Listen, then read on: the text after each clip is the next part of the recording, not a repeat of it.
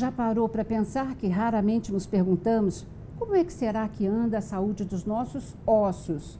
É comum a gente se dar conta disso só quando sofremos alguma fratura. É fundamental que, ao envelhecer, saibamos cuidar muito mais para não quebrar. Quando fazer a densitometria óssea? Quais nutrientes não podem faltar na dieta? E se tiver o diagnóstico de osteoporose, o que fazer? Para nos esclarecer sobre medidas de prevenção e para evitar quedas, fraturas e complicações, no estúdio, a doutora Pérola Grimberg-Plappler, fisiatra, diretora de Medicina Física e Reabilitação do Instituto de Ortopedia e Traumatologia do Hospital das Clínicas da Faculdade de Medicina da USP, e o doutor Alexandre Stivanin, ortopedista, membro da Sociedade Brasileira de Ortopedia e Traumatologia e do Hospital Samaritano e também da Sociedade Brasileira de Cirurgia do Joelho. É um prazer tê-los aqui comigo hoje no estúdio. Igualmente, o prazer é nosso. O prazer é nosso. Muito obrigado pelo convite. Então, raramente, não é mesmo? A gente não fala, puxa vida, será que meus ossos estão bem? Os nossos ossos também envelhecem, também devem ser melhor cuidados com a idade, com a avançada idade? Seguramente, Lina, a gente vai envelhecendo como um todo. E é muito interessante que quando você tem uma imagem do indivíduo idoso, o que você vê é exatamente um indivíduo de bengalinha. Por quê? Porque é o sistema músculo-esquelético que acaba sendo acometido. O que é o sistema músculo-esquelético? Ossos, músculos e as articulações e as juntas. Então, as três vão degenerando. E a osteoporose é exatamente o que acontece com os ossos. Os ossos vão ficando cada vez mais frágeis e eles podem se quebrar com pequenos traumas. Isso é um grande problema, porque as pessoas realmente acabam se quebrando. Se não quebrasse, não teria grandes problemas. Mas o fato das pessoas se quebrarem acaba fazendo com que elas tenham uma qualidade de vida pior e com que elas morram muito mais cedo por causa de uma fratura, principalmente de quadril, não é isso? Principalmente as complicações decorrentes do trauma, né? Que é a embolia, depende bastante do resultado que a gente vai ter dessa fratura, entendeu? Então, assim, quanto mais cedo operar, então a gente consegue diminuir. Mas a chave da questão é a gente tentar prevenir essas fraturas. Até porque, quer dizer, nós estamos falando que tipo de fratura que são mais comuns na osteoporose? A gente pode falar, uma das fraturas mais comuns é a fratura do quadril, que está associada a uma quantidade importante de óbito, as fraturas do punho e fraturas de acunhamento da coluna lombar, são as mais frequentes. Sabe que eu vi uma explicação muito legal a respeito dessas fraturas, né? Por que o indivíduo, a mulher jovem, quebra o punho aos 50 anos de idade e quebra o quadril aos 60, 70, 80 anos de idade? Então, a explicação é assim, com 50 anos de idade, as mulheres são muito ágeis, então elas estão andando, tão rápidas e tal, elas acabam caindo, se projetando para frente, na hora que elas caem, elas batem o punho no chão e com isso elas se quebram. E com 60, 70, 60 não, porque 60 ainda é muito jovem, mas com 70, 80 anos de idade, o que acontece é que as pessoas desabam e nesse desabamento elas caem em cima do quadril e por isso elas quebram o quadril. Muitas Achei essa vezes explicação muito legal. Muitas vezes elas quebram, daí elas caem. Então, na verdade, tem a insuficiência óssea. Ela vai lá, ela fratura, ela vai para o chão. Não é que ela tropeçou e quebrou, não teve trauma de energia cinética. Ela fratura espontânea mesmo pela osteoporose. O osso gosta de alguns movimentos, mas não gosta de outros. Então, ele gosta, por exemplo, de impacto, que é uma das coisas que ajuda a fazer o osso. E ajuda a prevenir também a perda óssea, né? Musculação, então, é um movimento de um pouco de flexão desse osso. Na hora que ele comprime ou contrai o músculo puxa o osso, ele faz um leve movimento, então isso o osso gosta, mas o osso não gosta de rotação. Então, aquela velhinha que tem uma osteoporose muito importante, que está de pé e vai virar para falar com alguém e ela vira em cima da perna, o osso quebra. E aí que acontece o que ele falou, que ela cai e quebra. Mas quebra e cai, desculpa, antes ela quebra, depois ela cai. Exatamente. Mas nesse tipo de caso, significa que a doença está bem avançada. Sim. Exatamente. Mas o que é? A osteoporose muitas vezes não dá muitos sintomas clínicos. Então, muitas vezes a pessoa não sabe que tem osteoporose. Então, daí o primeiro contato com ela, com a doença, é através de uma fratura. De uma fratura, assim, muito mais séria. Em geral, nós formamos osso, portanto, um tecido super vivo, pelo que vocês estão falando, né? Durante a infância, adolescência, como é que esse processo, quando é que a gente começa a perder massa óssea? A gente começa a formar dentro do útero, você já começa a formar a sua massa óssea.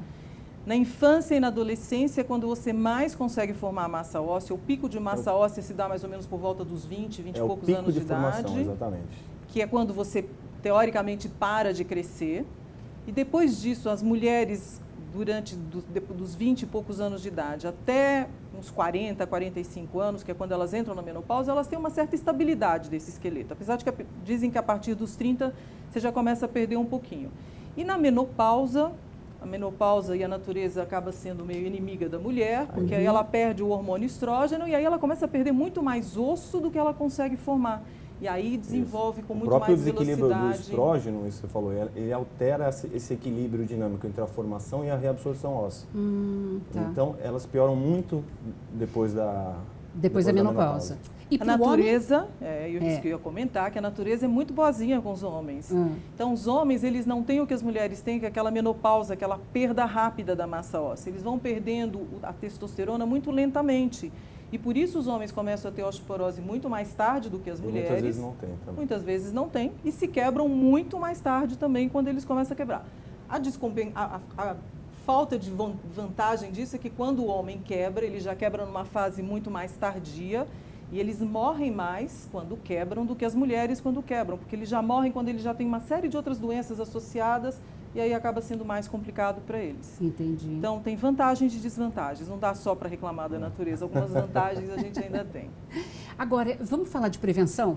Vamos falar. Como é que a gente previne a osteoporose? Então, tem que saber que a prevenção começa desde a infância. Então, assim, aquela criança que não faz esporte, que é sedentária, que fica às vezes no videogame, pode ter problema lá na frente. Então, já começa a ter alguns esportes de impacto, de fortalecimento, desde a infância até o pico de formação da massa óssea, né? Que vai até os 25, 30 anos e depois tem aquela estabilidade. Então, assim, é importante a noção dos pais, o conhecimento sobre o ciclo, né? Da formação óssea para colocar essas crianças para fazer algum esporte, para fazer alguma atividade um pouco de impacto na infância, prevenindo isso no futuro. E não esquecer da alimentação, que é fundamental. Tá. Então, alimentos ricos em cálcio, principalmente leite e derivados do leite, são fundamentais. E a história do cálcio é muito interessante. Você precisa do cálcio para o seu músculo contrair, para o seu coração bater, para uma série de atividades você precisa de cálcio. Se você não ingere o cálcio, esse cálcio vai ficando baixo no sangue. E ele não pode ficar baixo no sangue, senão você não consegue sobreviver. Então, o que a natureza lançou mão? Ela lançou mão de um reservatório de cálcio no organismo. E esse reservatório é exatamente o esqueleto. Então, se eu não tenho uma ingesta adequada de cálcio, eu começo a destruir o meu esqueleto ósseo. Porque eu vou buscar esse cálcio lá? Exatamente, para liberar o cálcio que ficou preso nesse osso, que ficou armazenado nesse osso, para que eu continue viva. E às custas disso, eu posso começar a ter osteoporose. Então, os meus ossos vão ficando mais frágeis se eu não tenho uma ingesta regular de cálcio. Então, ingerir cálcio é fundamental. Uma coisa que eu acho importante salientar, né, que a osteoporose, ela tem duas classificações principais, assim, são as primárias, né, que normalmente as primárias é das pessoas de mais idade, que é pelo envelhecimento natural, e as secundárias, que tem muitas causas hormonais, ou problemas na tireoide, distúrbios endócrinos que levam a maior absorção de cálcio e podem levar também a uma osteoporose mais cedo do que as pessoas de idade. Ou seja, uma pessoa com 30, 40 anos pode ter desenvolver... em decorrência de algum distúrbio endócrino, algum distúrbio... E como essa doença, a osteoporose, se instala e, em geral, ela não dá um sintoma muito claro, né? Um sinal de alerta claro, como é que fica essa recomendação? Então, muitas vezes, para a gente fazer uma densitometria. O primeiro sinal é a fratura, muitas vezes. A densitometria, ela deveria ser feita muito mais, deveria ser indicada quando a mulher entra na menopausa.